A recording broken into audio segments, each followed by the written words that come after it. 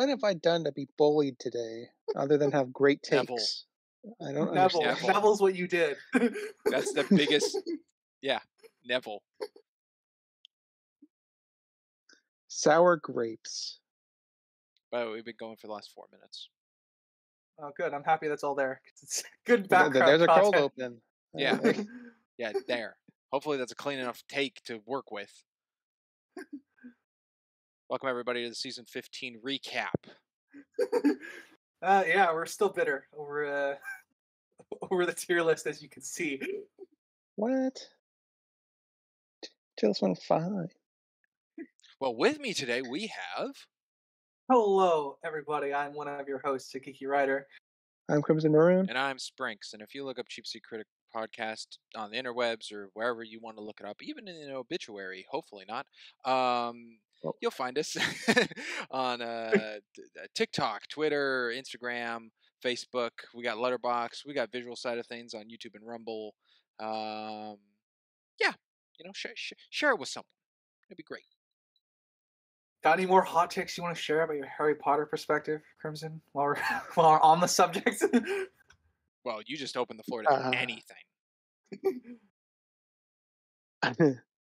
No, I don't have that many hot takes. I don't know what you guys are talking about anyways. I got nothing. All right, fine. In that regard, give us something that's not a hot take for us to... The Ghost of Ravenclaw Tower, 10 out of 10. Attractive. Boom. There you go. That I can't. I can't fight. Miss Evangeline. You know. Sure. If that's how you see it. Yeah. Nanny McPhee. Boom. Connections. Things. You put me on the spot. What do you want from me? Yeah. Do you? A legitimate question. Do we even need to talk about our favorite character this season? Can we nip that in the bud right now? Well, that brings it up. Can we use the Harry Potter character list? We have to. We said no for the Pixar, so I'm saying then no bam, for Harry Potter. Then bam. Oh, I guess. I like that. Okay. I guess not. That is a harder question. We can't have 3 Snapes, writer. Worth a shot, okay? Keep it simple. But since you brought it up, I guess that's the first question we're going with. Yeah, all right. Favorite character this season? Crimson, you start. Lovely. We have quite a wide array of characters. Is it anyone from Beth Cooper? That's a huge shock. I'll be shocked. Does it beat Master Shifu or Captain Hammer? Those are kind of the two I'm juggling with here. Oh, well, okay. I think we'll actually have all different answers this season, surprisingly. I think I'll say Master Shifu. I think he'll be my top. Okay. Good Dustin Hoffman. Yeah, good pick. Despite our argument over the cookie, the almond cookie at the end of that film, I'm still gonna pick Poe. I think it's my favorite character overall. He's the main character. I know. So, yeah, he's goes on a classic character arc, and his writing is phenomenal. I can't really. I'm trying to think of other characters I could put above him. He's kind of hard to beat, I think. Well, do I go with the same movie or do I change? Whatever you honestly I'm going to go with the same movie. My answer is Tylon. Good pick. Good pick. Probably. Clean sweep from Kung Fu Panda. Well, it was either him or Dr. Horrible. Still, Kung Fu Panda, clean sweep. Yeah. I approve. But will there be a clean sweep for the least favorite character? Oh, yeah, go right into it. Oh, love it. All right. Way more fun of a question. It's true. It's true. I mean, I'm pretty confident in which film Sprinks is in. Yeah, I don't know about that. I'm not going first. I went first last time. That's true. Sprinks, why don't you start? Okay, sweet. Which one? Which one? There's so many. So many characters to choose from. Is it Mantis?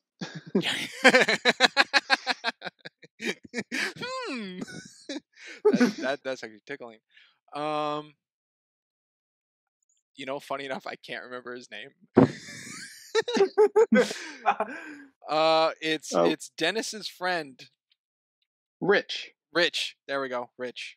He's you. He's the reference No, guy. don't you dare! Don't you dare! He's the reference guy. Absolutely. Come on. That. You like Kevin the bully, the military man, more than Rich?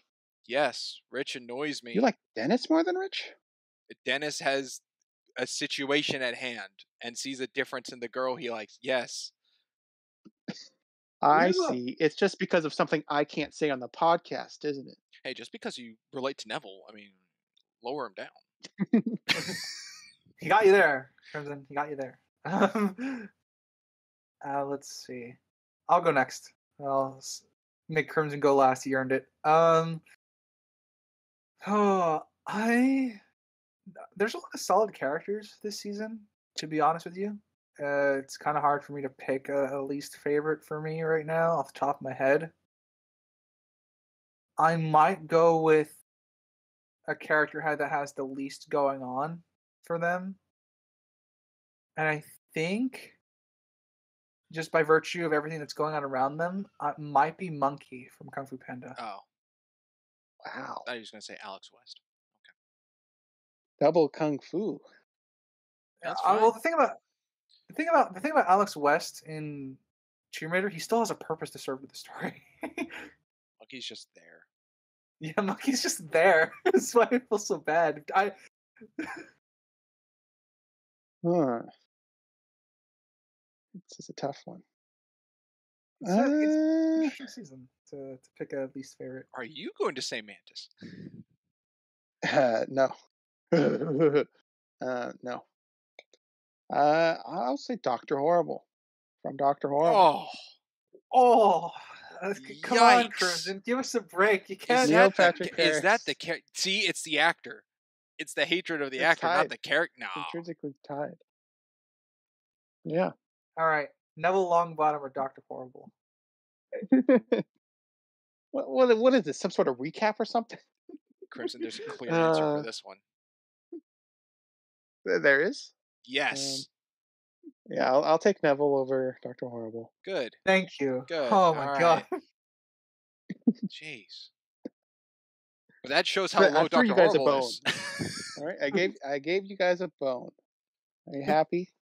No. Can you live off of that bone for a little bit? The actor. Is there enough marrow in there? No, not really. Interesting. See, more fun. Definitely more fun than the favorites. It's true. It's true.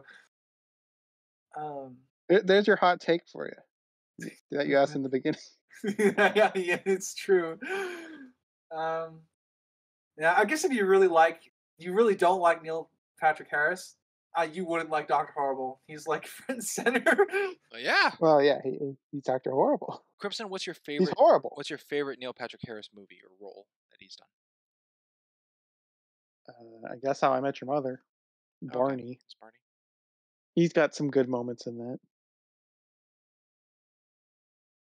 Lovely. Okay. Well, that's it. Well, I have a thing to bring up that Sprinks brought up in I Love You, Beth Cooper as a question that I didn't have the answer to. Like, that sounds like thievery, but okay. So I figured I would do the research unless you did it. It might be what I'm Does it have to do with 2001 CGI? No. Oh, never mind. No, not that. You know what? That's a different thing. You're absolutely right. That's a Tomb Raider related question. That's a Tomb Raider Sprinks? thing. Yeah. Yeah. Sprinks asked during Beth Cooper how old the cast was to play the high schoolers, and I didn't have the answer, so I looked it up. So Hayden Panettiere, who played Beth Cooper, she was 19 to 20. I didn't calculate the months, so 19 to 20. Dennis, Paul Rust, was 27 to 28. I did not expect that age. Yeah, that's a surprise right there. Okay. Yeah. Daniel Radcliffe pretending to be old at the end of Deathly Hallows Part 2 looked older than he did.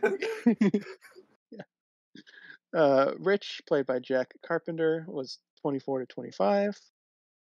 Therese, Lauren Storm, was 21 to 22. Shakespeare. I didn't even write her name here. I just went with Shakespeare again. Yeah, I know who you're talking Lauren that, London. See, you said Therese. 24 to Don't know who 25. that is, but The blonde friend, yeah, sure, the one that had to eat more. sure. And Kevin, Sean Roberts was 24 to 25. So Rich, Shakespeare, and Kevin were all roughly the same age Dennis was the oldest. by a good margin there. Yeah. And a surprising thing I came across looking at the actors, I can't believe Ryder and I didn't recognize who Kevin was. I know Kevin, he looks do you have familiar. any ideas? Any hints? No, of I don't. I anything? just know he's familiar. Maybe he played a bad guy in something that had zombies in it. Yeah, and Beth Cooper. Perhaps. Any tickling? Is he from Bad guy Army of the Dead? zombies? Is he from Army of the Dead? No, he is Wesker from the Alice Resident Evil movies. Oh my goodness gracious! Ew. So Sprinks, there's a Wesker. Ew. He actually looks better in the Resident Evil movies. Shockingly okay compared to this. I did not make that connection. Wow. Yeah, pretty crazy. He actually, if I remember Albert Wesker correctly from those films, Crimson, he actually looks pretty accurate to game Wesker, doesn't he? He's a bit more bulky in Isn't the a movies. Resident Evil 1 Wesker look? No, they try to rip it directly from 5. Oh. He's not as slim. The build's a little off, but the outfit and the face. The look. Does he have the hair? He's gotta have the hair. He's got the hair. He's got the sunglasses. He does the throwing sunglasses attack that he does. Great. Awesome. Surprisingly, he looks okay as an Albert Wesker. I did not. Wow, Crimson blew my brain with that one. Yeah, that was a shocker. I couldn't believe I didn't recognize him. Well, there you go. Answered Sprinkler's question from that. Cool. You learned something out of it. Yeah, since it was brought up, Sprinks, you just want to go right into your CGI? Oh, sure. Yeah. Because that was another question that was brought up, was like the look of CGI in 2001 when Lara Croft Tomb Raider came out. So I looked up a couple movies that came out in 2001 to kind of match the time frame. So we have Spy Kids, the first one. You know, the Thumb Thumbs, the Floops, Fooglies. You know, they kind of look okay. That works.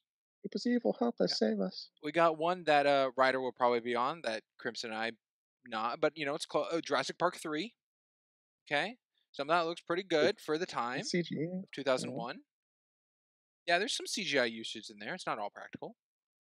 The little I want to say harpies. That's not it. The little dinosaurs, the baby ones. The baby ones that are ones. group attacking. Yeah. Yeah. Copies. The pack attack. That's it. Yeah, those are CGI definitely in that movie. Another one. Hey, one Crimson really enjoys. Evolution. It came out in 2001. Yeah. Not the best visuals. No, not the best. Kind of looks product at the time. A little better visuals, I think, for the time. The Mummy Returns. Well, I mean, some would argue the Scorpion King's face is iconically bad. That's iconically, yes. But the Mummy himself, pretty good look at sometimes.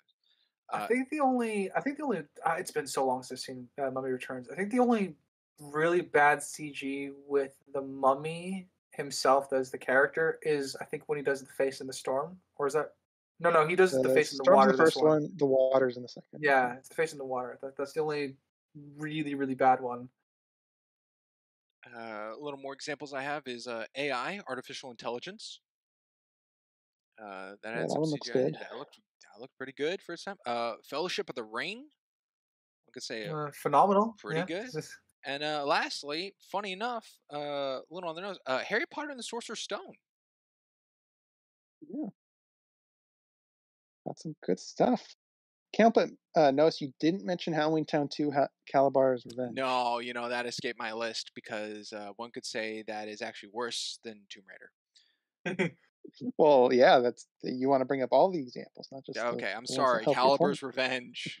Apologies. Yeah. Now, yes, I these think are done by different visual effects artists, companies and usage out there. I just went with the Different year budgets. and the budget You change. know? Yes. yeah, I think yeah. I don't know. So, what was your point you were trying to bring up with this? I know it was a question, but it was a question of whether the CGI fit the era for you, Rather, I Spence. can't recall. Something I like think that. that's what it was. Yeah, something that the Yeah. Yeah, CGI W- usage.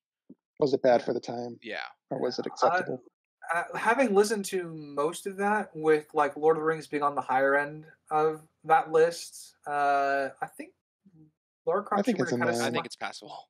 Yeah. yeah, it kind of slides right in the middle of that, all of that. Yeah. Yeah, you got the lower end with like Spy Kids, and then Evolution's kind of low as well. And even you forgot to say Calabar's Revenge for the lower end. That's I didn't count that as a TV movie. Oh man, it's It's almost not like I forgot I comparable. watched it. Whoa. You could not forget. You rated that like a 3 out of 10. It is not Subjectively. as good as the first one, No, especially it's not. objective. I agree. Well, they added time travel. What a mess. We all What know an how that absolute works. mess. Yeah, we talked about that for a half hour. Or something like that. We've done worse. Let's be honest. Well, Crimson had one. I had the fallback question of something. Ryder, did you have one?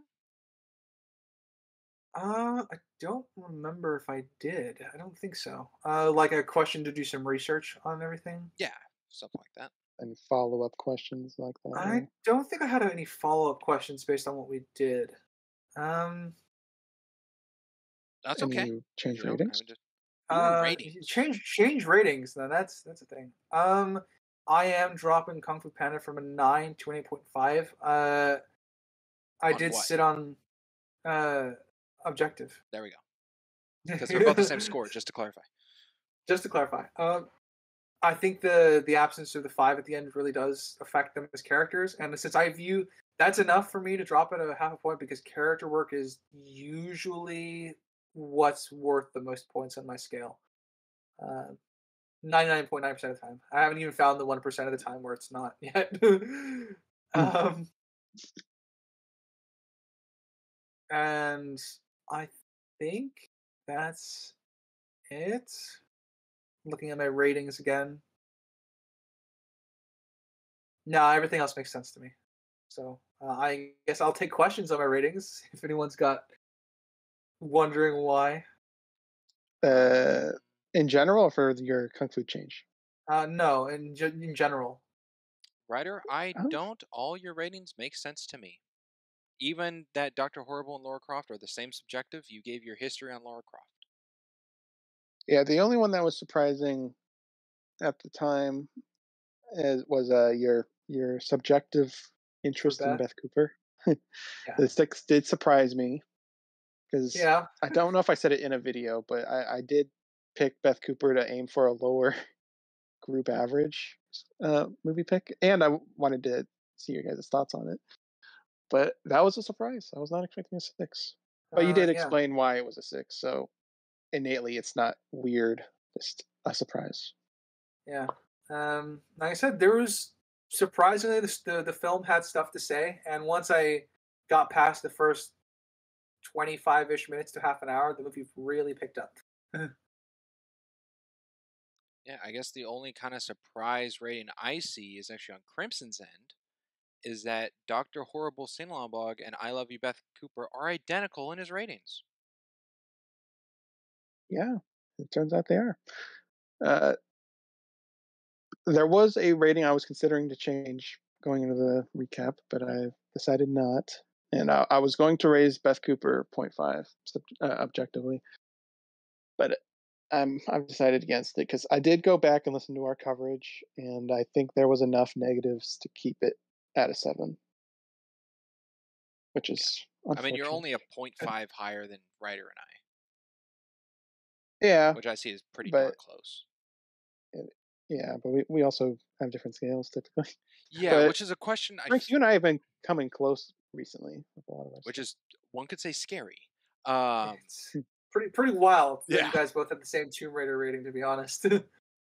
I mean, yeah, we both gave our reasonings why, but still, it is something. I feel like we've touched about it on a recap before, but have we touched about like what we think is the biggest jump between a point 0.5 to a number, or point 0.5 to a point 0.5 feeling of something of a rating? I believe you have, and I don't think Ryder and I talked about that. No? Okay. I'm curious if you have one like that.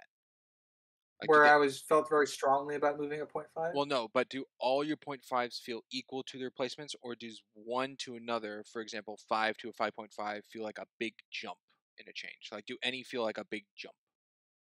Um, my biggest ones are usually from 7 to 7.5, or 4 to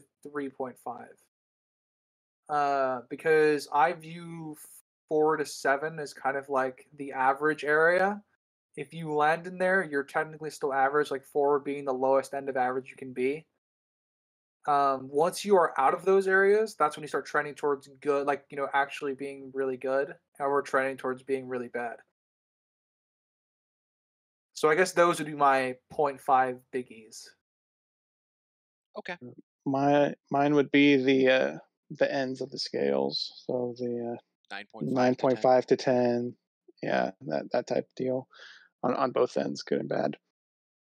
On a lesser extent, I do kind of agree with Ryder's 4 to 3.5. The 7, not so much, but the 4 to 3.5 is when you get into like this is just bad. There's not much going here, but that one's more of a softer edge. Yeah, That, those that, those that, that those are would be my the 0.5 breaks, I guess.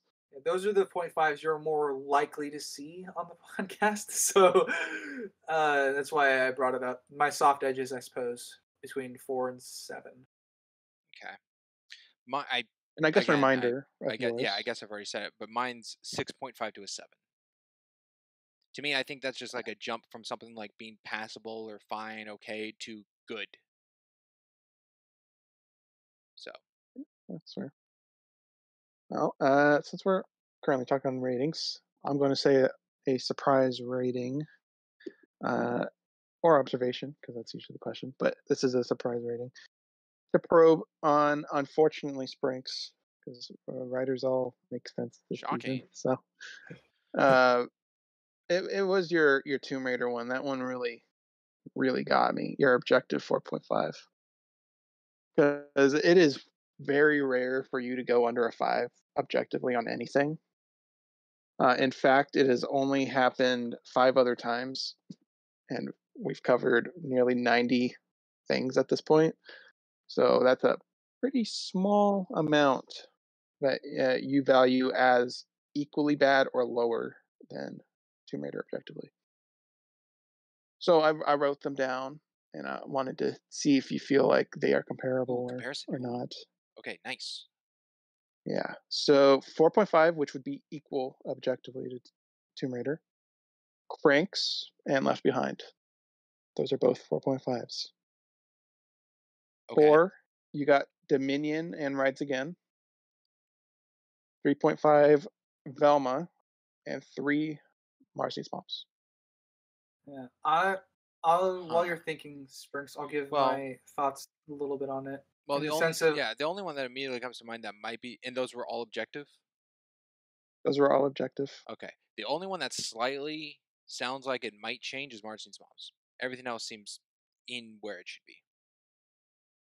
Marcin's I Moms will seems a say little low.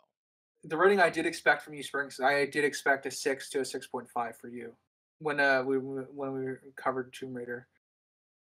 Yeah, that's my expectation of that was as well. Because in Interesting. the final review section, it didn't sound like you said enough negatives to make it objectively a bad film on your scale. It's that 5.5 or less is when it's objectively below average for you. Yes. But it didn't seem like there was enough to push it in that direction compared to other things we've covered. Because you brought up the CG, but then you just did your comparisons now, and you think it is appropriate for the time. Yeah. So that Uh, 5.5 ish. But yeah, and you thought the acting was good that's the best part. across the board. And the lighting, you had parts you liked, parts you didn't like. Yep. Cinematography, you didn't bash. Dull. Okay. So it all sounds like average stuff to me. So I didn't know why it became below average. Pacing, writing, world situation, the hiding place being the original place, which I guess is writing. Um, The world uh, would be writing as well. yeah, I think that's just 1 point down. Okay. And a 1 point little, down from and from like 5.5. 5.5, I'm yeah, assuming. and a little Yeah. bit of inconsistencies that were brought up. Like one bullet takes out a whole stone guard, but then another one has to take 2 whole full clips. It's like, why? Um, the gravity movement. I mean, Crimson, you touched on the gravity movement of the thing to break the vase. Why did it, or the jar or whatever? Why didn't it work on the first try if that's what it was designed to do? Hmm. Yeah. So those little nitpicks, but I guess that's also world, or it was written that way. So Okay. I still don't see it, but that's fine. Thanks for your explanation. Uh, Anyone else have surprise ratings or observations in general? Um. well, No, I think everything else for me kind of worked I out, have a but that's for me. question. Does Ryder's new 8.5 for Kung Fu Panda lower its group average? It would technically, but as I've mentioned in other ones, I don't. We don't change the ratings on our letterbox to accommodate for changes in Adjustments. recaps. Because Kung Fu Panda averaged out was an even 8.5, which rounded it up to a 9. So this change would have actually lowered it to an 8 on average. Okay, that's why I was just curious because the group average is visual on YouTube and Rumble End. So Yeah. So there you go. It would have actually affected. Usually it doesn't, but it was right on the It was right on the money. point 0.5. Yeah. Yeah. okay, I was just curious on that. Mhm. Well, I'll bring up something that got to me a little under the skin. Under the skin, Well, not under the not skin. over it. I'm not angry or anything about it, but it certainly it um it's memorable. I'll say it, like it stuck with me. Okay. Ryder, you intimidated me. Oh. I actually got scared by you. Uh. What did I It was in do? Lara Croft Tomb Raider when I brought up that I forget his name, but Mormont said the same line 4 times in a row, and you said you better have a good way to back it up, and I said no, I think that's bad writing. It came across to me as sounding as in like if it didn't match your perspective of your scale to writing, then it doesn't work for anyone's. And that's what intimidated me, rather than seeing it as a different viewpoint of just someone else's side of writing. Because as you know, as a writer, there's hundreds of different writing styles. It's just you have your preferred one and one you enjoy the most, which is I'm guessing what you go with your objective. Um, and it's like if I didn't meet that scale in your eyes, I would be wrong. So that Uh. did intimidate me a little. Um. No, my intention. I think my exact words were, "You better bring your A game or bring your best argument," because I think you were arguing from an uphill battle from the get go on that one. Oh, against you, 'Cause the I think writer, absolutely. Like yeah, I'm not trying yeah, to move your thoughts on what you feel about it. I'm just expressing my own. yeah. But like I said, I think you were on an uphill battle for that one because I think, uh, not to suddenly derail this a little bit, but Crimson, you kind of were also on the side of it being well written, right? What was the topic again? Okay. We were talking about the Tomb Raider one where Spring said that he said the Mormont said the same line 4 times, Yes. pretty Okay. The much. 4 time thing. Yeah. Yeah. Yeah. I mean, I was heavily involved in that debate as well. Uh, Uh, the main thing. Well, sorry if I intimidated you, but yeah, writing's my territory, so I can be a little protective of it. Well, yes, yeah. Again, I saw it as like if I didn't match it to how you saw what's good and bad, then I would be failed or a failure. Rather than getting Well, like you more have no, to. getting more of like, oh, I can see what you're going with. However, I don't like going on your own. So not a competitive thing, but like interesting take. However, I don't see that for me because Yeah. that kind of thing. The issue with that framing is you still have to frame it in a way that I understand. So technically, what you were saying is correct. You did have to go against my scale for me to understand it in a way. You have to explain it into a way that it could affect my scale and therefore make it digestible for me, because that's usually the goal of sharing your point of view. It doesn't necessarily need to affect my scale. You still have to explain it in a way that I can understand it. Um, so my challenge to you was more or less bring your A game, because you have to explain yourself very well. Um, and like I said, because I'm accepting of other viewpoints. Obviously, my mind has been changed here many times in the podcast. But I don't know whether to feel happy or sad that I intimidated you. It's just in the moment. That's what I felt like in the situation. Yeah, Much like I think yeah. Sinister brought it up one time. I think it was an American movie where I brought up a camera shot I didn't prefer, and Sinister asked me like a why, and I gave it all, and he's like, "Well, I don't see what you mean, but that's okay." Like that kind of thing. Like I see what you're saying, and that's how you feel about it. However, I don't prefer, or I guess Christmas the Cranks, Crimson. I think it was you when someone really didn't like. Maybe it was someone, but like the last shot where Luther's in the middle between the houses, and I'm like, that's a really good shot, and someone said no, it doesn't really matter. It's like two things. It's like I'm not going to fight you on your thoughts of it. It's just I'm different in the look set of like cinematography. I'm using cinematography as an example because that's where I kind of see myself as expertise on.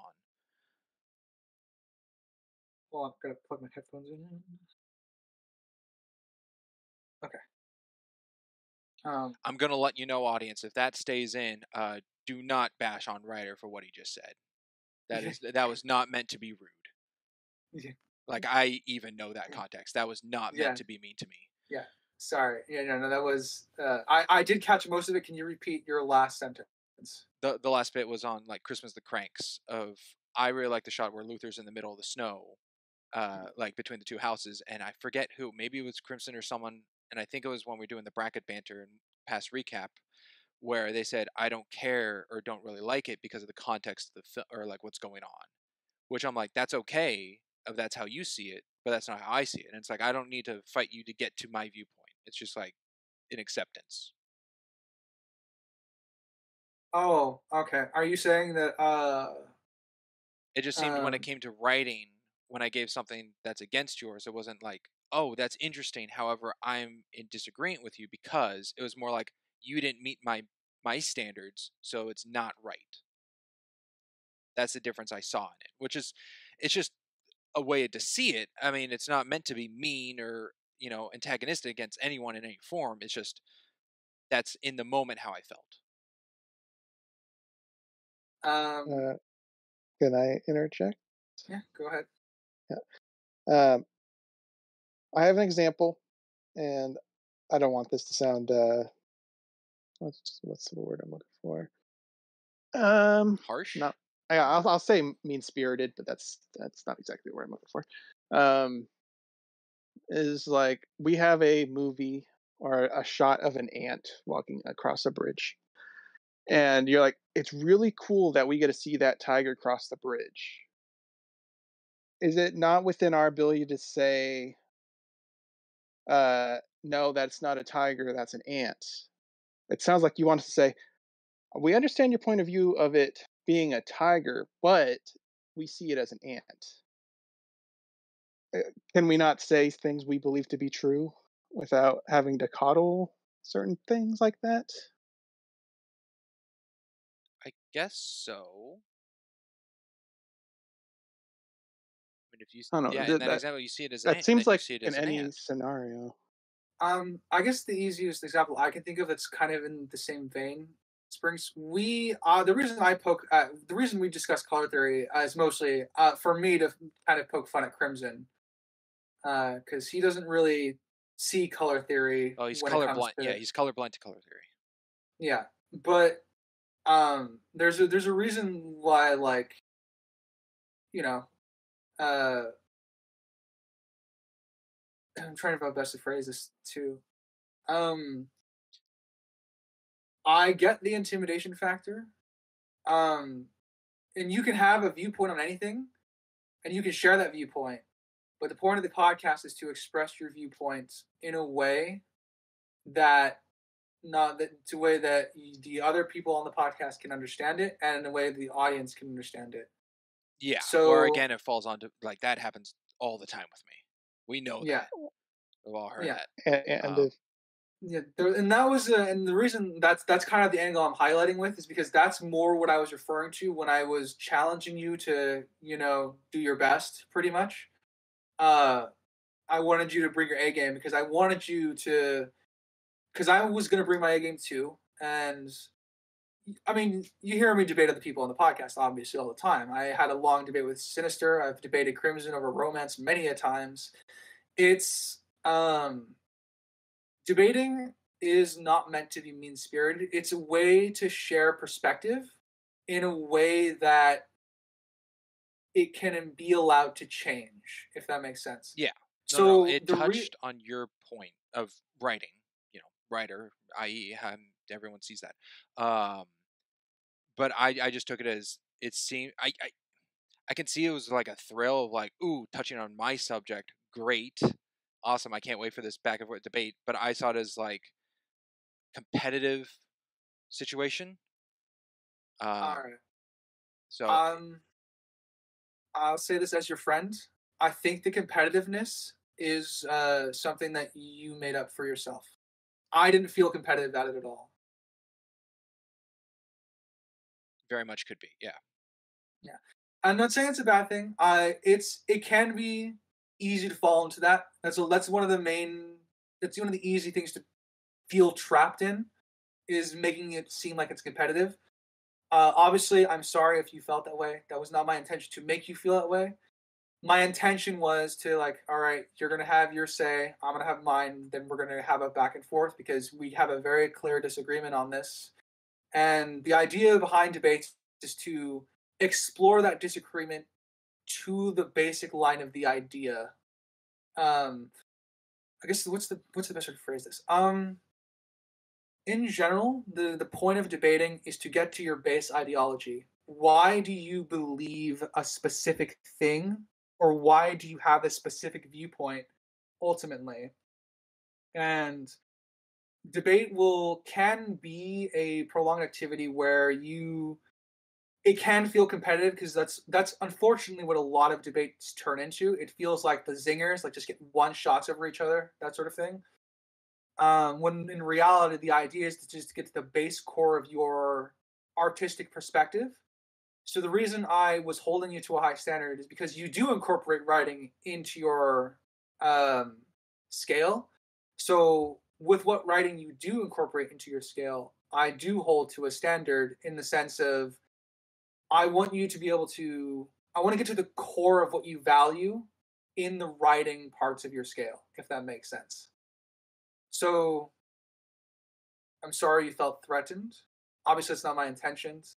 Um, but the goal, from my point of view, was to have you share your ideas in the best way possible to be communicated across, understanding that you also are going to get rebuttals from that Gotcha. because we shared vastly different perspectives on Yes, it. yes. Obviously, That's going forward. That's good to know. yeah. Might take a little time, but Uh, got it. yeah, no, that's totally fine. We're still audience, if you're listening, we do have therapy sessions after the podcast for a very good reason. um, um, I guess my little bit in regards to the debate topic is, for me with a debate, it is to get both sides' points across, um, but innately each person is going to want to rally for whatever the point they're making. And for me, I do tend to push a little bit more towards the competitive nature of a debate. Uh, But if the person debating me brings up good points, then I'm totally willing to change what my view is, which is the fun of a debate. Of course. We had the whole thing in the Harry Potter. Yeah. We only had a couple where we had trouble budging. Yeah. And they were memorable. Yeah. All right. Well, for the moment, then, Sprinks, does that satisfy your concern? Sure. Yeah. I just going forward, it's going to be something I'll try to work on a little more. See it as like, I mean, it's a good way I see to like challenge to kind of break me open in a sort to see what ticks underneath. And I can see the thrill of that, especially in your vein of expertise of likeness. Yeah, I mean that's why Crimson pokes veins at me occasionally. That's when I said love's a scale. He really dug into that. We spent a fair bit of time on the podcast. Yeah. Because a lot of it, always debate is for me is about what is at your core and makes you a person. Because you're an individual, and we're all individuals. Shockingly enough, haha. It's it's meant to be ultimately debate in a healthy way is a bonding experience for people. Gotcha. Cool. We're on good terms. Good. Just wanted to bring that up so it wasn't surpassed or missed on or whatever. Yeah. How is everyone feeling about Critics on Critics? Oh, I'd go, say fan boy. favorite, but haven't a clue what fans like it. So I had no idea. You guys are the fans. Do you guys like? Hey, I like it. Okay, sweet. We got some feedback. All right. I don't have as much as I usually do. I usually have 2 for each movie, but I try to keep it small this time around. So I will be starting with I Love You, Beth Cooper. This is on LetterBox. Written by Jordan Beaumont Anderson. And they gave it a 1.5 star. It's not stalking if you love the person. ... I get it now. I understand why I got slammed against lockers in school. Nerds are the fucking worst. Instead of staying within her group of dynamic, freewheeling friends, Beth is expected to end up with the gangly nebbish who constantly slut shames her. Pretty wild crap from the director of The Christmas Chronicles 2. I had to look up what nebbish meant because I didn't know if that was bad. I've never heard that word before. It's mostly like a weak man. Is mostly what that means. Okay, I would agree. Dennis is not your typical alpha male, so. Yeah. So I guess they didn't like the message of the man getting the girl at the end. You know what, Jordan, was it? Yeah. Yeah. I agree. Yeah. It's a take on a realistic story that's very fictitious. 1.5. Well, that actually translates to a 3 out of 10. So you know what? Hey, yeah, I see what you're saying. Match Sprinks rating. Sprinks, exactly. Are you Jordan? Jordan, did you find the movie funny? I'd like to know. 1 out of 10. What's your humor scale? But they compared it to Christmas Chronicles 2, which is yikes. I never saw that one.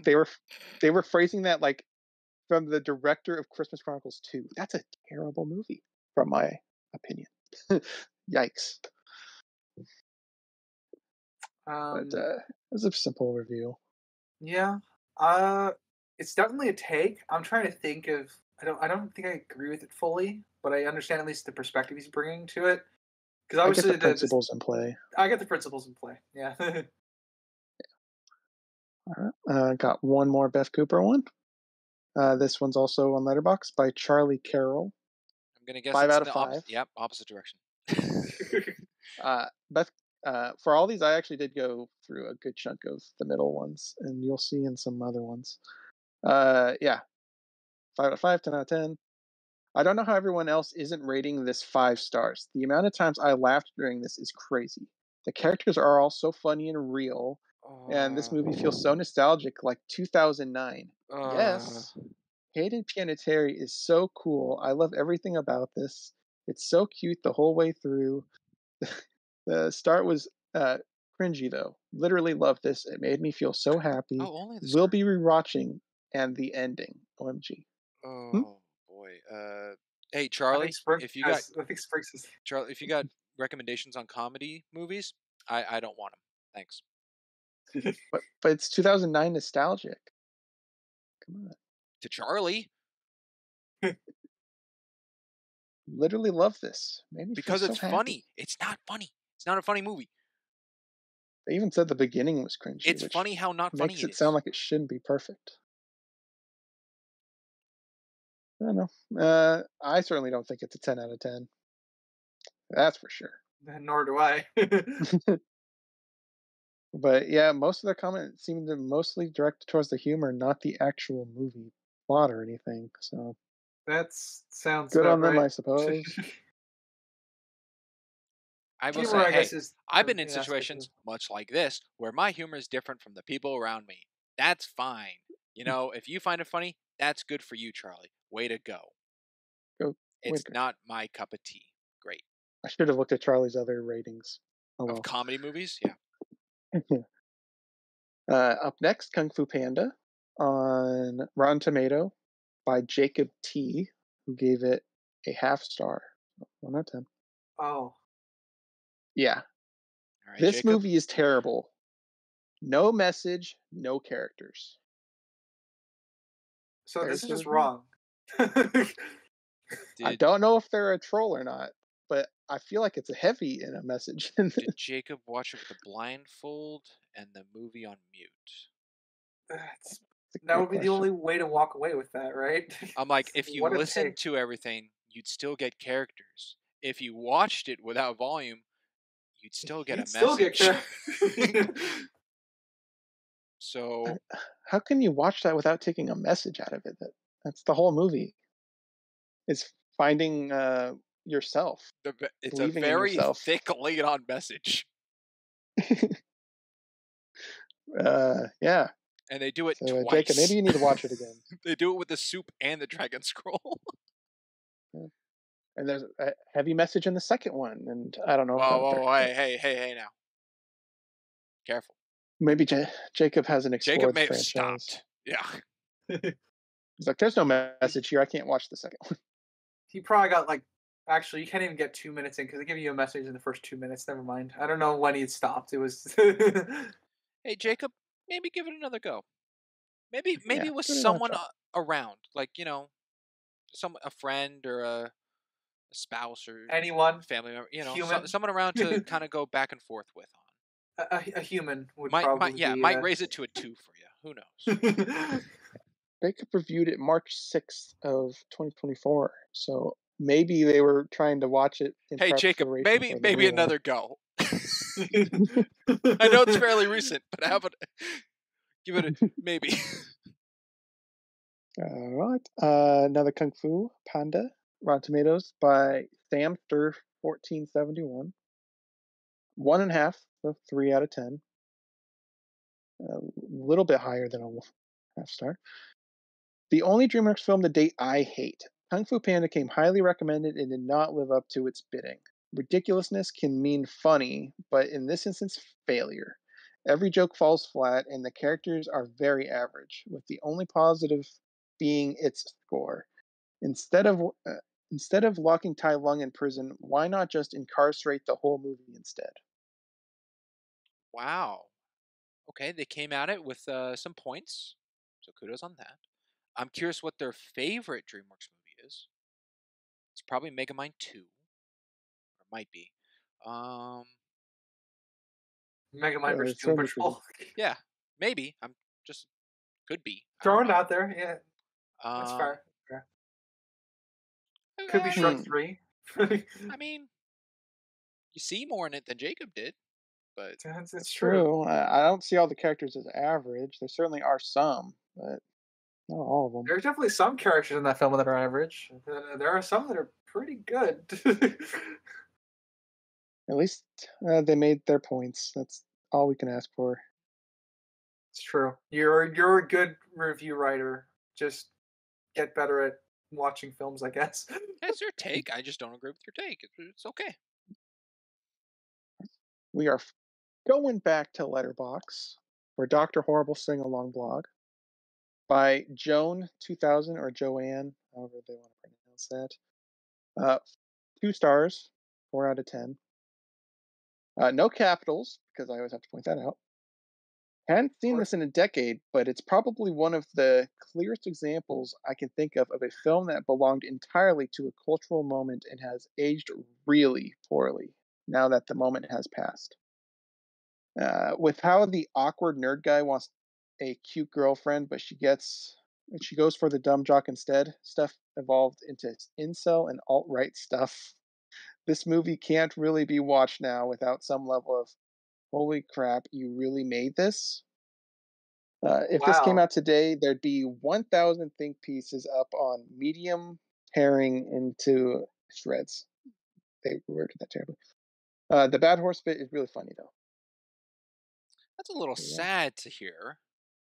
I have questions. Yeah? Are they okay?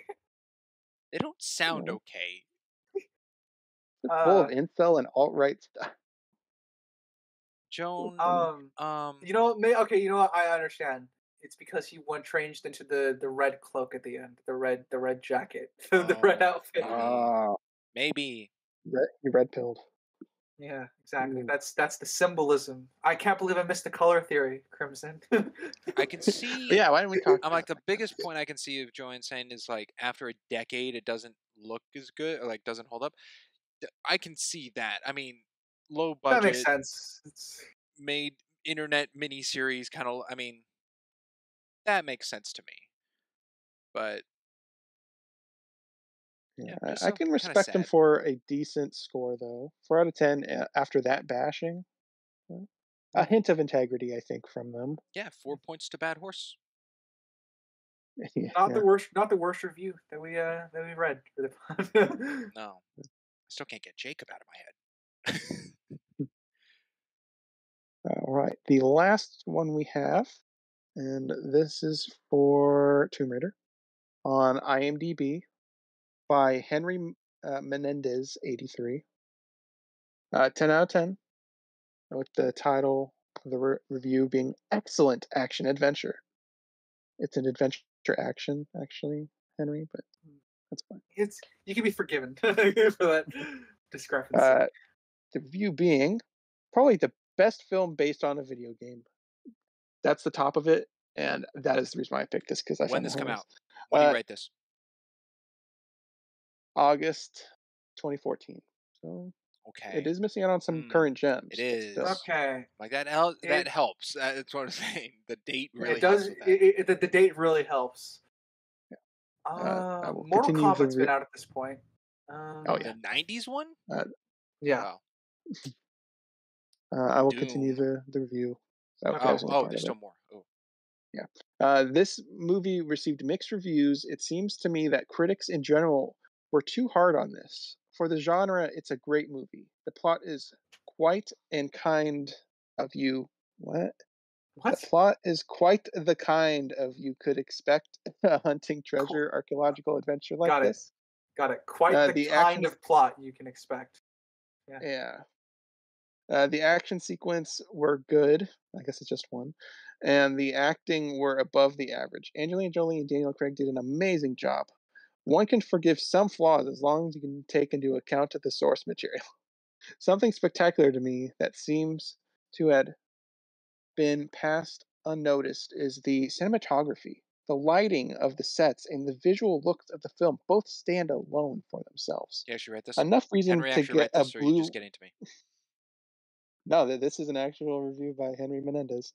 Enough reason to get a Blu-ray copy if you can, and give it another try. I think. I think that was the perfect Springs County. Yeah. Hey Henry, I didn't watch it on Blu-ray. Guess I got to now, and maybe my score won't change at all. 10 out of 10. The lighting of the sets and the visuals look. Henry, what are you talking about? I'm gonna be honest. This is Springs' wheelhouse. I don't agree with that from Henry. What scene has great lighting? It's artificial. It's spotlights. It's set designs. I mean, those can still have good lighting.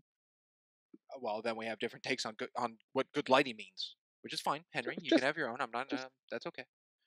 But come on, Henry. Jeez. The visuals look amazing. Stand alone for themselves. Written in 2014. This is 2014. Yeah, so Avengers is 2 years old. It's not even 2001 or 2 when it came out. It's like, okay, this is good compared to everything. Hey, Henry. Hey, Henry. Avatar's out. You seen that? You seen the visuals in that? Oh, the lighting's awful in Avatar. Come on. What? God, Are you kidding me? Compared to this all movie, the Henry's bioluminescent eyes. plants. Come on. Hey, Henry just sees things differently, and that's cool. Henry, that's very unique. Henry, I'm glad you enjoyed it. Hopefully you enjoyed the sequel. All right, well, there you go. Critics on critics. Yeah, maybe write that down. If we cover the sequel ever, we'll come back Henry to Henry. Well, I have a question for Springs. Ooh, sweet. Hopefully it's not about Henry. No, it's not. Hopefully it'll cheer you up. I heard through the grapevine that you finally managed to see one of the Justice League movies for the DCEU. I did, because of our bracket banter, and I had no take on the Snyderverse cut of Justice League or Justice League. I had the opportunity to watch it, so I have seen the Justice League film. Yeah, I'm without, obviously, I'm assuming you haven't seen the Snyder cut yet. No. But excluding any knowledge of that, what did you think of Justice League? Being that I didn't go in with the objective of the podcast view, I didn't you don't give it an objective look at. I do have a subjective score for it, though, that I came out with. It's a 4 I out of 10. You could just share. I figure you share some thoughts. Yeah, I gave it a 4. It's not great. No, it is not horrible. It's not atrocious, but it's not great. There's, I guess, a pacing issue that I have with it, and the story of it I don't like. It's also one of those instances where it's one of the few things where, as a nerd that I am, when it came to like MCU and Marvel, being the comic book guy I am, I know pretty much all those villains. I'm like, I've seen these. Steppenwolf in DC, I don't know who that is. So I went in with how a lot of people were like with Thanos. They're like, this is my first introduction to Thanos. I haven't a clue who that is. That was me with Steppenwolf. I'm like, I don't know who this guy is. Not great. That's what he is. He's not great. At least from this interpretation in the film. His character design alone as well. He looks terrible. Yeah. Hey, he looks better than Ares in Wonder Woman 1. So that's poor something. Lupin. Yeah, poor Lupin. Oh, that's so sad. Oh, I'm sorry. That was not good casting. That was a casting problem. That was a casting problem. Yeah. I pretty much agree with everything you said, to be honest with you. I think my favorite part is Flash. The introduction to Barry Allen in that. He's fine. It's still Affleck, who's not my favorite Batman. Not my least favorite, but not my favorite Batman. And the thing what they did with Superman, not great. Wonder Woman's fine. Cyborg's cool. That's it. So yeah, 4. I'm curious what Snyderverse will change, or like how I'd view that, because you had them on par of like interchangeable. So they are interchangeable for completely different reasons. And I'm not going to spoil Snyderverse for you, but I can give you, I guess, some quick generalization. The Snyderverse is obviously much longer. So there is some much needed flesh added to other characters. However, because of all that extra time, it is ample time for him to absolutely fuck up more. Also, you forgot to mention the flesh was rotten flesh. Oh, I'm like, for Steppenwolf to F up more, or no, just the director. Oh, more. There's more time for the writing to fuck itself, and it doesn't improve. I don't think there is. Okay. From what I understand, hey, don't give me too much. Good to know. Yeah. From what I understand of your scale, I think you will appreciate the pacing more, and that's pretty much all I have to say for it. It might still be sluggish. I don't know. It's true. I mean, Oh yeah, I didn't touch on this, Aquaman. I'm not the biggest Jason Momoa Aquaman guy. I'll say that. Whoa. I know some people are like, "Oh man, he's so cool." It's like, yeah, he's cool, but I feel like they simply did that in the DCU or thing, DCEU, because Aquaman's not that cool in the comics. I mean, he's the joke of the Justice League. for a while, he gets better, Yeah, thankfully. Arthur Curry definitely gets better, but I mean, please, I Yeah. mean, Yeah. he's I mean, Lobo, okay? He looks like Lobo. He feels like Lobo. yeah. You know what I mean? Jason Momoa has even said he thought he was getting Lobo. Yeah, I don't know. That's what he expected to be getting. So Aquaman, when he has that talk with Batman, and he goes, "Yeah, whatever," and walks into the water, I went, "Okay." Um. So. Yeah. Funny. I always make the comparison. If you're making a 4-hour film, your film needs to be 4 hours. The easiest one that I always go to is Fellowship of the Ring because I'm like, it needs 10 to out of be 10. entertaining. Yeah, It needs 10 out to of feel 10. like, wow, where'd the time go? Yeah. Here's the thing about that, right? I have a bit of a grudge against Zack Snyder because he wasted 4 hours of my life while I watched that film. Oh, great. So yeah, maybe it will be sluggish. Yeah, I mean, that's that's something I me. still, Like I said, I think the pacing might improve for you, yeah, but that's something it I did feel have sluggish for on me. the extended version of Peter Jackson's King Kong. Like, I'm a big defender of that. I think it's great. I haven't seen the And a extended lot version of of it. people, I really yeah, want to. a lot of people I talked to about have either never seen it or never knew Peter Jackson made a King Kong movie. Yeah, I always hear it referred to as Long Kong. Um, Yeah, it's like over 4 hours, I do want to see it. I but just it's haven't had the cool. chance. Cool. Well, I know All right. another thing you wanted to ask me, which Yes, is I not do. connected to anything I think we've covered. But No, this one's not connected to anything covered. Do you want to share or? no, sure, yeah. I mean, it's better to share now. It's not going to be relevant. I Yeah, mean, less relevant, but at the yeah, time of this recording, it's relevant. yeah, that's true. I hear you finally watched Dune Part One. I did. I did watch Dune Part 1 for the first time because I was offered, hey, you want to see Dune Part 2? And I'm like, I should probably see Part 1. And then Crimson's like, hey, I'm going to go see Dune Part 2. You want to come? And I'm like, I haven't seen Part 1, so I'll turn you down on that. Sorry. Finally got around to it. So general thoughts. It's, Again, no pressure on yeah, objectivity. no, Of no. course. Well, objectively, having a clue. I didn't go in with that. Yeah. Unless it's for the pod, I don't go with the objective mindset of like Yeah, yeah. You're going in to certain enjoy it. things with notes. I want to Yeah. hear your raw thoughts. There. Subjective, 7. It's good. There's a lot of very dark scenes, which aren't necessarily a bad thing. It's great lighting because it's nighttime and it's supposed to be dark, so I like that. All the actors, I like the actors. This movie made me just realize more. I really like Oscar Isaac. I think he's awesome. Right. He might be my favorite actor in the whole film. That is not a hot take. I think Crimson and I share your opinion on Yeah, that. I just Yeah. really, I'm curious how much Zendaya got paid for how much she did in that movie.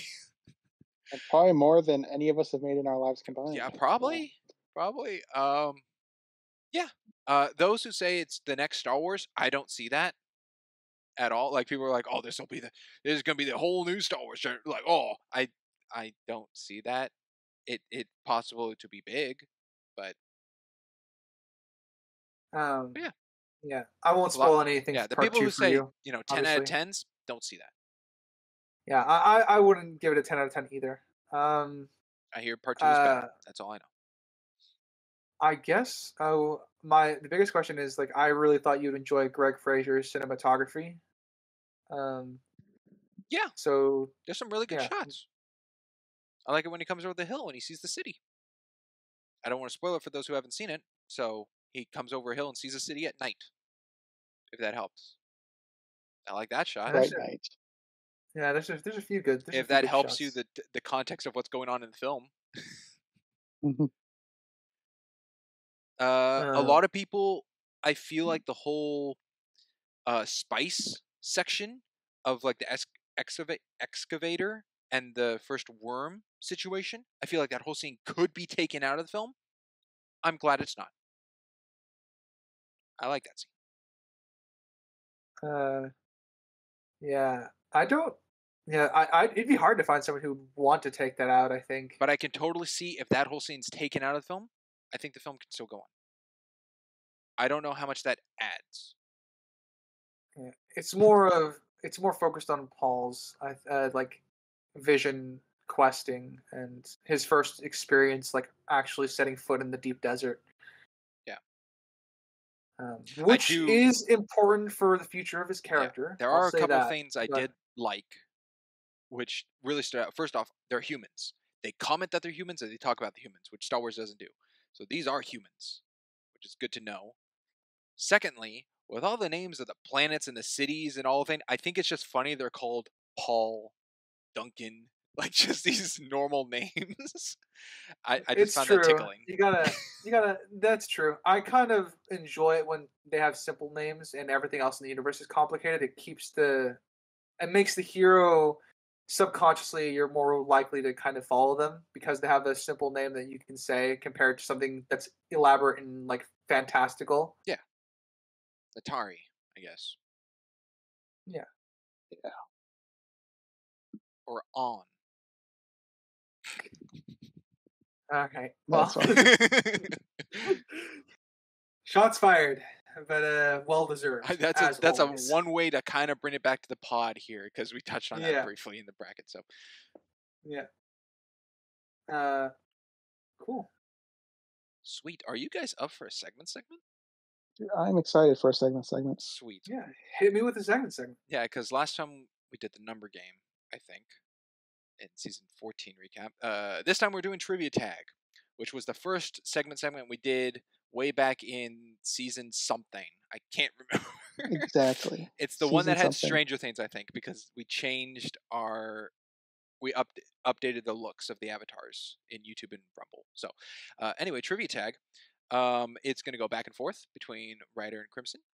If we're going to start with Ryder because I can choose. Why not? We'll start with Ryder. If Ryder doesn't get the question, it goes on to Crimson. If Crimson can get it correct and Ryder can't, Crimson gets the point of the game.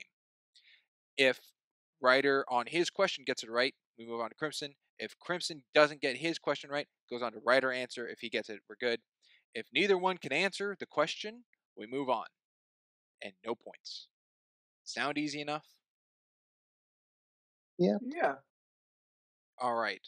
Let's see. Looking at my questions. They're not in order of easy to hard. So I'm going to get destroyed here. Let's go. Let's start with Ryder, which I think is an easy one. Oh, Ryder. That means I'm not going to get it. I don't know. Ryder, what instrument does Nick Vaughn play? Nick Vaughn is before we go, right? I can't answer that. That wasn't in the question. That's fair. I can just restate the question. It's a violin. Is that your final answer? I believe so, yeah. That is incorrect. Crimson, do you have an answer? It's a brass instrument. Oh, god damn it. Thank you for reminding me, Crimson. Trumpet or saxophone? I'm going to go with trumpet. Crimson, that's correct. Crimson gets a point. Being that was the first one, we're going to go to first to three. I'm trying to remember Rocky from Lackadaisy plays a violin. Okay. Yeah. Ryder, I'm so glad you pointed out who that was because I had no idea who that was. Oh, I helped you a lot by doing that, didn't I? Yes, you did. All right. Well, that's a point for Crimson. Crimson, your question is next. Why not? Right. Since I just touched on that. Where does Lackadaisy take place? Is it the Mississippi River they're on? I think it was the Mississippi.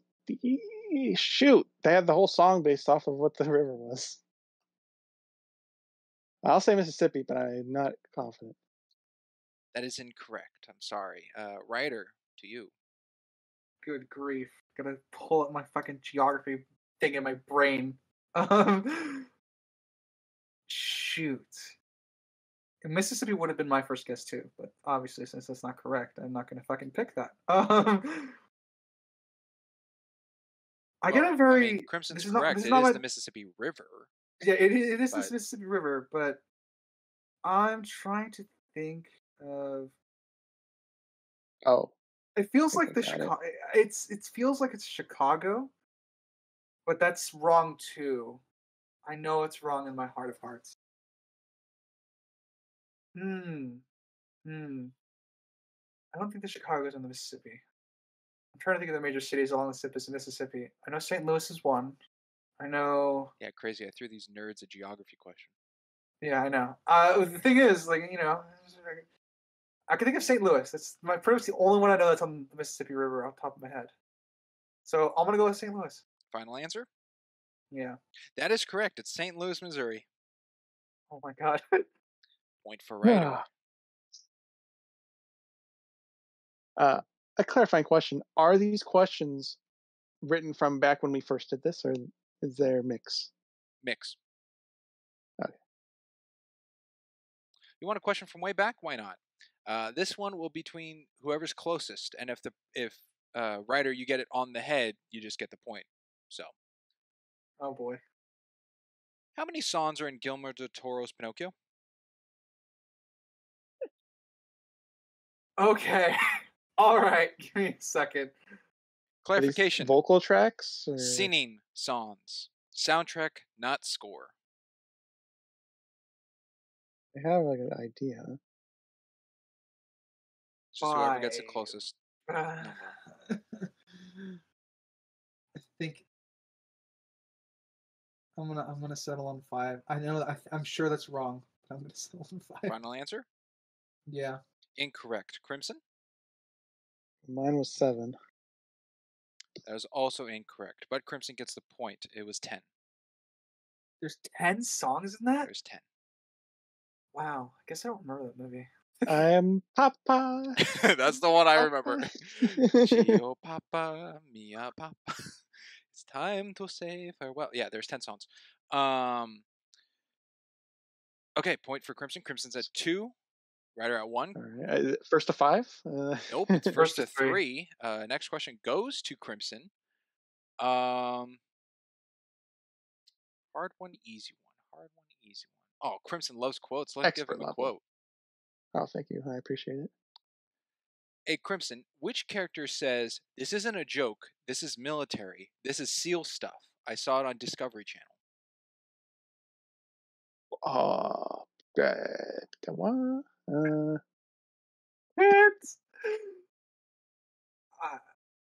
Can you repeat it again? Sure. This isn't a joke. This is military. This is SEAL stuff. I saw it on Discovery Channel. Am I allowed to look at our catalog? Yeah, I think we said we could do that. Okay. It sounds like something Riley would say, but I don't remember him ever saying that.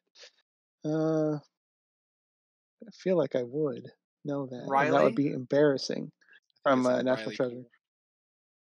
Yeah. But I don't remember him ever saying that. SEAL team. Shoot. I have 2 movies I think I've narrowed it down to. I'll say Nick Frost and Shaun of the Dead. Need to get the character. So, Nick Frost and Shaun of the Dead? Yeah. That is incorrect. What is that, Ed? Incorrect. Yeah, Ed. Ryder. Yours for the steal. I don't know the character, and it's gonna bug me. I think it's one of the characters in Jurassic World Dominion. Oh, that would be interesting. I don't remember his name. You can describe? I already lost my point. I can help you. What character do you think of? Isn't there like a weird tech guy that helps them in that movie? Well, in Fallen Kingdom there is, which is Justice Smith's character. But in Dominion? The annoying one with the girl scream. Is he not in Jurassic World Dominion? He's in the very beginning. Yeah. Oh, then that's not him, is it? Okay. I'm sad about how much I remember of those two movies. Oh, you're a big dinosaur guy. Yeah. I can say it again for refresh. This isn't a joke. Yeah. This is military. This is SEAL stuff. I saw it on Discovery Channel. That's not Mr. and Mrs. Smith, right? I'm not dumb. I mean, you got to make a guess. I can't tell you. Except for the steal. I mean, Crimson doesn't get a point out of this. Yeah. It just moves Yeah. on to the All next right. question. I'm gonna throw out a guess that might shock everybody because I haven't brought him up at this point, but I think I'm gonna go with it. I think it's Hopper from Stranger Things. Is that your final answer? Unfortunately, yes. I'm sorry, that is incorrect. No point from that one. That was Luther Crank.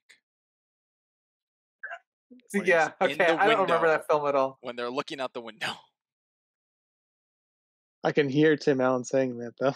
I don't remember him saying so can I. Yeah. All right, that was Crimson's question. Let's go to Ryder with an easier one to tie it up. Oh, thank you. Well, I can't wait to fumble this. In Oh Brother, Where Art Thou? What animal do Ulysses and Delmar think Pete turned into? It's not a pig, right? Oh, I'm so happy. Oh, the God. fact that you're unsure about this. Yeah, like I said, I don't have a great memory. This is why I'm gonna get destroyed in these things, unless it's like very hyper specific, something I like religiously am into. They think Delmar turns into something. Is it? In Oh Brother, Where Art Thou? What animal do Ulysses and Delmar think Pete turned into? Ooh. A bird's coming to my head now. I don't know if that's right. A wee little birdie. Bird. Oh my God, this is gonna kill me. Good grief. Let's see. I feel like it's a farm animal, but I'm not married to the idea of it being a farm animal. Shoot. So much for this being a hand-me-down, right? Well, I will say it's a pretty simple one. Out of the questions given so far, it's an easy one. Yeah, this has been the easiest one so far. But yeah, don't worry. Like I said, I will find a way to fumble it always. Oh, all right. I think. Ooh. Tough game. What a tough game. So wait. No, okay, hold on. So just to get my brain in order here. They think he changes after they encounter the sirens, right? You can ask Crimson for I will be a good. I'll be a good competitor and say yes. That changes my thought process of what the animal is. I'm sure if Sinister would hear, he'd be so angry. Oh, I'm sure he's rolling in the grave somewhere right now. Because I actually liked this movie. I don't remember. All right. Okay. For the tie. Should we give ourselves a 20-minute time limit? Yeah. Sorry. All right. I'm gonna throw out a guess. It's. I think it's a bird by a river. I'm gonna go with a rooster. Is that your final answer? Unfortunately, I am gonna regret it. Oh man, I want to give my second answer too, but it's fine. I'll stick with the rooster. Go with the rooster. Sorry, that is incorrect. Crimson for the steal and possible win. It's turned into a horny toad. Horny toad. That is correct. I would have gotten it wrong anyway. My second guess was a frog. Oh. I would have taken frog or toad. So. He calls it a horny toad. Well, that is Crimson for the win of 3. So point to Crimson. Winning with a quote on my end. I know. Good job. I remembered it. Which finals are recap points currently as Ryder with a 2, Crimson with a whopping 5. Sinister still in the running here with a 2, and myself at a 3. As I said last time, Ryder can still surpass Sinister. I will pass up Sinister in like 20 years. Now, to clear up any confusion, the points of trivia tag were first to 3. The winner gets 1 point for then gets the 1 point. Yeah. Good trivia tag. We got more out of it than the first time. Yeah. What was the other one you got stuck on? Jim Hawkins from Treasure Planet? I think it's like it was the main guy in Treasure Planet. That sounds right. Everyone was Stump. It was Jim something. Yep. You're all right. It was a Treasure Planet thing. Hey, good job. Good job, guys. Showing how much you remember. Yay. I got a little bit. For me, which is none at all. Just, all right. Do we have a favorite scene from this season? Ooh, my favorite scene is when Crimson said he's going to move Neville down. Well, who wrote that? Did I write that? Did Ryder write that? You definitely wrote it. The three you of definitely us. wrote it. Yeah, you wrote it. You wrote that scene. Your choice to the rest of us just filmed it. Wasn't it a great twist? It was getting stale. We needed a little twist. I mean, you had 5 options, so it was a little twist. No, I saw it coming a mile away. Especially out of the 5, you already knew?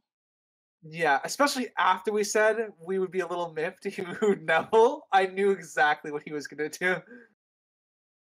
It was close. It was a close call. Favorite scene of the season, though? It's between 2 movies. But what scenes in those movies? Well, what are your 2 movies? What do you? I'm gonna go with. I'll go with mine first, since I already got my favorite scene pretty much. I'm gonna go. K. Yeah. I'm going with Tai Lung versus Shifu. Oh, tell me how proud you were. Yes. Good. Very good. Yeah, I'm going to have to go Kung Fu Panda as well.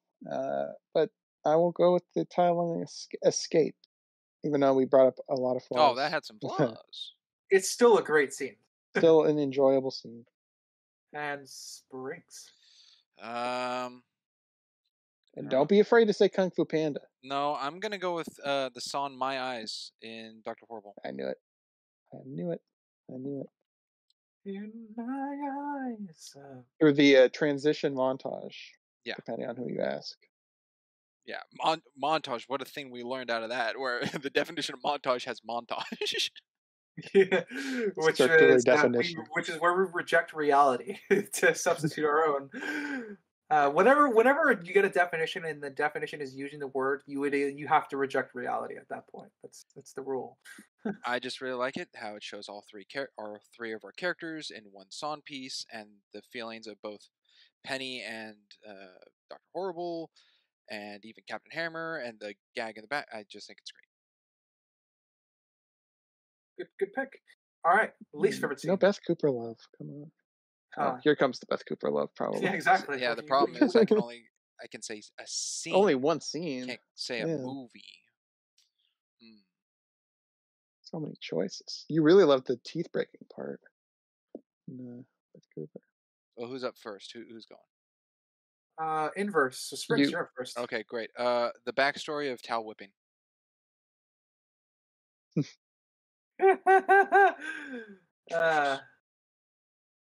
Right. Okay. I mean, we had a back and forth on the reasoning of the need for it to be present, but good God. I just say the entire. It's so shoehorned. Yeah, you can not like the placement and pacing, but you have to admit it's still objectively necessary. Do we have to admit that? That's the word. Necessary. Yeah, it's objectively necessary because they didn't do the work prior in the rest of the film. It's not objectively. It's objectively necessary to boost the objective score onto one's part. No, it's objectively necessary for it to make sense to the film. But if it's not there, then it's objectively not necessary, and it makes it worse, right? Yeah. So it's an objective positive need. It's not necessary. It's objectively required to be there for a positive need. I'm not jumping in on that. So, I'm going to jump into. Can the entire third act of Lara Croft Tomb Raider No, count? you have to pick a scene. I would have chosen the whole damn movie of Beth Cooper. No, you have to choose a scene. Man. And in Jordan's eyes, he'd choose the entire Kung Fu Panda movie. Or Jacob. It's Jacob. There are so many names. Critics on Critics. Oops. What are you talking about? Critics on The Critics. segment. The one who gave it like a 1 out of 10. Okay. I got it. I think it was Jacob. All right. When Daniel Craig dies in Tomb Raider. There we go. When he gets just the knife just appears in his chest and he It slumps over to be reversed and slumps back up. Not a bad pick, sir. Not a bad pick. When it gets stuck in the gears. Actually, that's the death. Getting grinded to death. Yeah.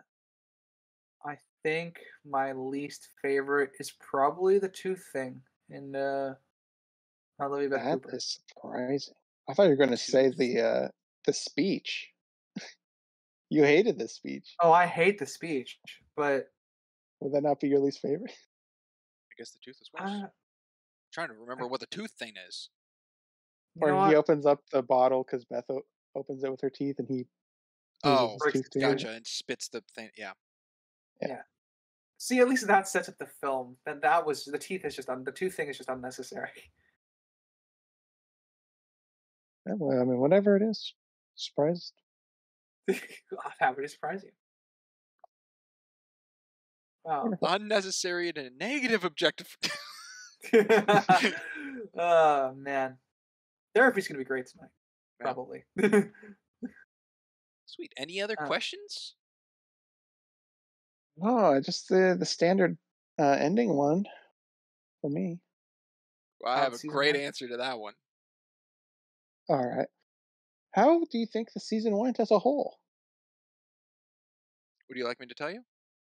Sure. It felt very late 2000s themed, and it didn't need to be. Well, we had two from 2008 and one from 2009, and then 2001, and then one from 2001, and then Harry Potter consisting of 2001 to when the last one came out. 2011, maybe.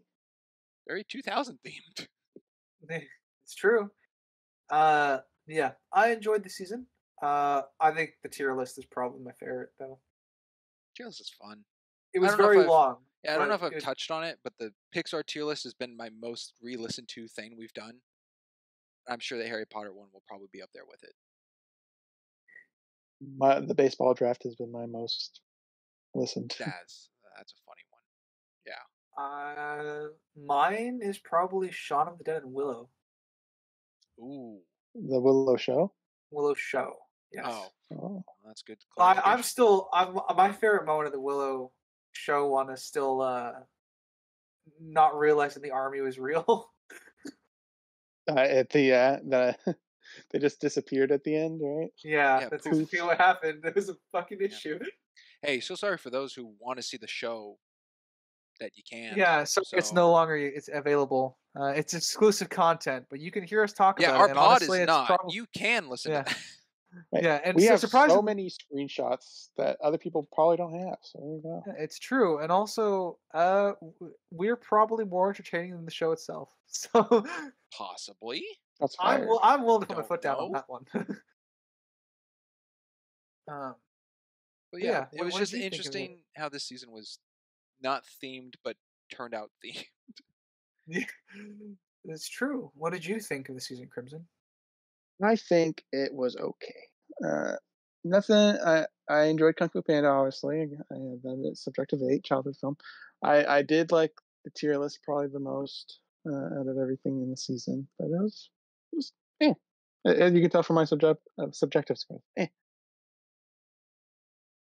Well, decent variety. I mean, I guess with that, gentlemen, do we want to read the audience out?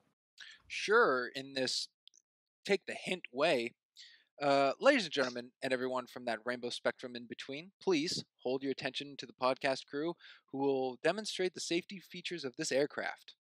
I didn't realize we're on aircraft. Each seat is provided with a sense of comfort, and to fasten, be sure to lock your chairs in a place or gravity will take hold. Each podcast is equipped with audio formats that can be adjusted for your preference. To raise the volume, please adjust the bar upwards, and to turn it down, please raise the bar lower. In the unlikely event of working while listening to the podcast, please be sure to put the podcast on your phone and be careful to avoid any snags on your wires if you don't have a Bluetooth headset. There are also several audio formats, including Anchor, Spotify, Amazon, Castbox, Google Podcasts, Pocket Casts, Samsung, and iHeartRadio. If you find yourself more fortunately able to listen from the safety of your home, be warned that inflatable life vests are still required, and the taking and reposting of our podcast is a criminal offense. And if you're watching either on YouTube or Rumble, please feel free to comment and subscribe, as the life vest and podcast will load automatically should you be connected to the internet. Please take note to find the closest emergency exit alongside of your cabin and the nearest exit to you. For further information, please follow our previously specified social media coordinates. And as always, I have been a geeky writer. I'm Crimson Rune. And I'm Sprinks. Thank you for choosing Cheap Seat Critic Podcast, and we will see you at our next destination. Later, everybody. Podcast crew, stand by for all call. Bye. Toodaloo. This is all a bid and subject to change. No terms may apply.